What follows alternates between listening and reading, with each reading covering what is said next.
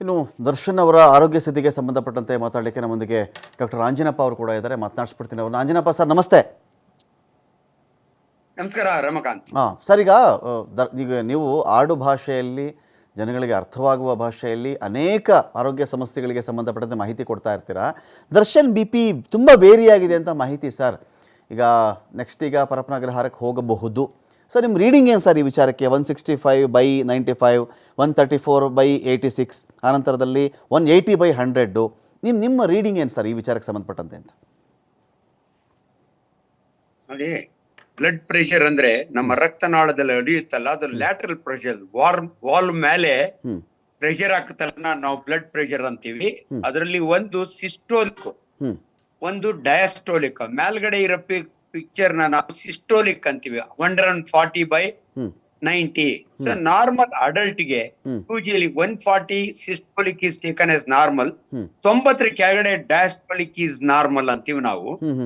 ಯಾವುದೇ ಒಬ್ಬ ಮನುಷ್ಯನಿಗೆ ಸಿಟ್ಟು ಬಂದಾಗೆ, ಕೋಪ ಬಂದಾಗೆ, ದುಃಖ ಬಂದಾಗೆ ಒಂದು ಗ್ಲ್ಯಾಂಡ್ ಕೊಟ್ಟಿದ್ದಾನೆ ದೇವ್ರು ಕಿಡ್ನಿ ಮೇಲೆ, ಅಡ್ರಿನಲ್ ಗ್ಲ್ಯಾಂಡ್ ಅಂತ ಇರುತ್ತೆ. ಅಡ್ರಿನಲ್ ಪಂಪ್ ಆಗುತ್ತೆ. ಅಡ್ರಿನಲ್ ಪಂಪ್ ಆದಾಗೆ BP ವೇರಿ ಆಗುತ್ತೆ. ಯಾರಿಗಾದ್ರೂ ಸಿಟ್ಟು ಬಂದಾಗೆ, ಅದಕ್ಕೆ ಹೇಳಿದ್ರೆ ಪದೇ ಪದೇ ನಮ್ಮ ಯಜಮಾನರು ಕೋಪ ಮಾಡ್ಕೋತಾರೆ, ಡಾಕ್ಟ್ರೆ BP ಇರ್ಬೋದೇನೋ ನೋಡಿ ಅಂತ. BP ಇರೋರ್ಗೆಲ್ಲ ಕೋಪ ಬರ್ಬೇಕು ಅಂತ ಏನಿಲ್ಲ, ಕೋಪ ಬಂದವ್ರಿಗೆಲ್ಲ BP ಇರ್ಬೇಕು. ಯೂಶಲಿ ಅದು ಚೇಂಜಸ್ ಆಗುತ್ತೆ ಬಾಡಿಯಲ್ಲಿ. ಇಂಟರ್ನಲ್ ಮಿಲಿಯೋ ಅಂತೀವಿ ನಾವು, ದೇಹದಲ್ಲಿ ಇಂಟರ್ನಲ್ ಎನ್ವೈರನ್ಮೆಂಟ್ ಅಂತ ಇರುತ್ತೆ. ಸಡನ್ ಆಗಿ ಏನಾದ್ರು ಆ ರೀತಿಯ ಸಿಚುಯೇಷನ್ ಬಂದಾಗೆ ಅಡ್ರಿನಲ್ ಪಂಪಿಂಗ್ ಜಾಸ್ತಿ ಆಗುತ್ತೆ. ಇನ್ಫ್ಯಾಕ್ಟ್ ಯಾವುದೋ ಒಂದು ಪೇಷಂಟ್ಗೆ ನಾವು ಹಾಸ್ಪಿಟ್ಲಿಗೆ ಬಂದಾಗ ಆಕ್ಸಿಡೆಂಟ್ ಆದಾಗೆ BP ಕಡಿಮೆ ಆಗಿದ್ದಾಗೆ ಅವ್ರಿಗೆ ನಾವು ಅವ್ರ BP ಇನ್ಕ್ರೀಸ್ ಮಾಡ್ಲಿಕ್ಕೆ ನಾರಡ್ರಿನಲ್ ಇಂಜೆಕ್ಷನ್ ಕೊಡ್ತೀವಿ. ಸೊ ಡೆಫಿನೆಟ್ಲಿ ಪಾಪ ಇವತ್ತಿನ ಯಾವುದೇ ಒಬ್ಬ ಮನುಷ್ಯ, ದರ್ಶನ್ ಅಂತಲ್ಲ, ಆ ಸಿಚುಯೇಷನ್ ಅಲ್ಲಿ ವೇರಿಯೇಷನ್ ಇನ್ BP ಆಗುತ್ತೆ. ಅದಕ್ಕೆ ಅವ್ರನ್ನ ವಿಕ್ಟೋರಿಯಾ ಹಾಸ್ಪಿಟ್ಲಿಗೆ ಕರ್ಕೊಂಡೋಗಿ ಯಾವುದೇ ಒಬ್ಬ ಆರೋಪಿಯನ್ನ ಅವರ ಮೆಡಿಕಲ್ ಎಕ್ಸಾಮಿನೇಷನ್ ಮಾಡೋ ಉದ್ದೇಶನೇ ಅದು, ಏನಾಗಿದೆ ಎತ್ತಾಗಿದೆ ಅಂತ. ಬಟ್ ಈ ವೇರಿಯೇಷನ್ ಅಂತೂ ಆಗುತ್ತೆ, ಅದು ಕ್ವೈಟ್ ನ್ಯಾಚುರಲ್. ಓಕೆ ಸರ್, ಈಗೇನು ಸರ್, ಈಗ ಅದಕ್ಕೆ ನಿದ್ರೆ ಪರಿಹಾರ ಆಗಬಲ್ಲದ? ಈಗ ಪರಪ್ಪನಗ್ರಹಾರಕ್ಕೆ ಹೋದರೆ ಎನ್ಕ್ವೈರಿಗಳು ಇರಲ್ಲ. ಅಲ್ಲಿ ಒಂದು ತುಕಡಿ ಕೊಟ್ಟಿರ್ತಾರೆ, ಒಂದು ಬ್ಯಾರಕ್ ಕೊಟ್ಟಿರ್ತಾರೆ, ಆ ಬ್ಯಾರಕಲ್ಲಿ ಇರಬೇಕಾಗತ್ತೆ. ತೀರಾ ಎನ್ಕ್ವೈರಿಗಳು, ಯಾರೋ ಬಂದು ಪ್ರಶ್ನೆ ಕೇಳೋದು ಅದೆಲ್ಲ ಏನಾಗಲ್ಲ. ಸೊ ಅಲ್ಲಿಗೆ ಹೋದಾಗ ಇದೆಲ್ಲ ಸರಿ ಹೋಗಬಹುದಾ ಅಂತ? ಅಲ್ಲ, ಮೊದಲೇ ಹೈಪರ್ಟೆನ್ಸಿವ್ ಇದ್ರೆ ಆ ಪರ್ಸನ್ಗೆ BP ಟ್ರೀಟ್ಮೆಂಟ್ ತಗೋತಾ ಇರ್ತಾರೆ. ಇವ್ರಿಗೆ ಇಲ್ಲ, ಈಸ್ ಎ ನಾರ್ಮಲ್ ಪರ್ಸನ್, BPನೇ ಇಲ್ಲ ಅಂದ್ರೆ ಡೆಫಿನೆಟ್ಲಿ ಈ ಅಟ್ಮಾಸ್ಫಿಯರ್ ಗಿಂತ ಆ ಅಟ್ಮಾಸ್ಫಿಯರ್ ಬೆಟರ್.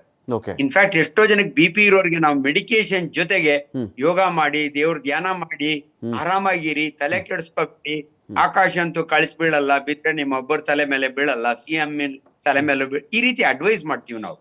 ಎಲ್ಲೋ ಒಂದ್ ಕಡೆ BPಗೆ ಇವ್ರ ನೆಪದಲ್ಲಿ ಟ್ರೀಟ್ಮೆಂಟ್ ನಾನು ಹೇಳ್ತೀನಿ. I am not A physician, but I am A surgeon. ಆದ್ರೂ BP ಬಹಳ ಇಂಪಾರ್ಟೆಂಟ್. ಜನಗಳಿಗೆ ನಿಮ್ BP ಕಂಟ್ರೋಲ್ ನಲ್ಲಿ, ಎಷ್ಟೋ ಜನಕ್ಕೆ ಹೇಳ್ತೀವಿ, ನಿಮ್ BP ಬೇರೆಯವ್ರ ಕೈ ಕೊಡ್ಬೇಡಪ್ಪ ಅಂತ ಹೇಳ್ತೀವಿ. ಅಂದ್ರೆ ಬೇರೆಯವ್ರ ಸಿಟ್ನಿಂದ ನಮ್ BP ಜಾಸ್ತಿ ಆಗುತ್ತೆ. ಸೊ ಆದ್ರಿಂದ ದಯವಿಟ್ಟು BPಗೆ ಎಲ್ಲೋ ಒಂದ್ ಕಡೆ ಒಂದು ಲೈಫ್ ಸ್ಟೈಲ್ ಅಡ್ಜಸ್ಟ್ಮೆಂಟ್ ಅಂತೀವಿ.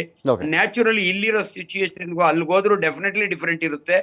ಐ ಥಿಂಕ್ ಕಂಟ್ರೋಲಿಗೆ ಬರ್ಬೋದು. ಅಲ್ಲೂ ಡಾಕ್ಟರ್ ಇರ್ತಾರೆ, ಜೈಲಿನೊಳಗೆ ಯಾವಾಗಲೂ ಒಬ್ರು ಮೆಡಿಕಲ್ ಆಫೀಸರ್ ಇರ್ತಾರೆ. ಡೈಲಿ ಬೆಳಗ್ಗೆ ಒಂದ್ಸಾರಿ BP ಚೆಕ್ ಮಾಡಿದ್ರೆ ಡೆಫಿನೆಟ್ಲಿ ಗೊತ್ತಾಗುತ್ತೆ. Okay, thank you Anjanappa sir, TV5 ಜೊತೆಯಲ್ಲಿ ಮಾತನಾಡೋದಕ್ಕಾಗಿ ಥ್ಯಾಂಕ್ ಯು ಸೋ ಮಚ್.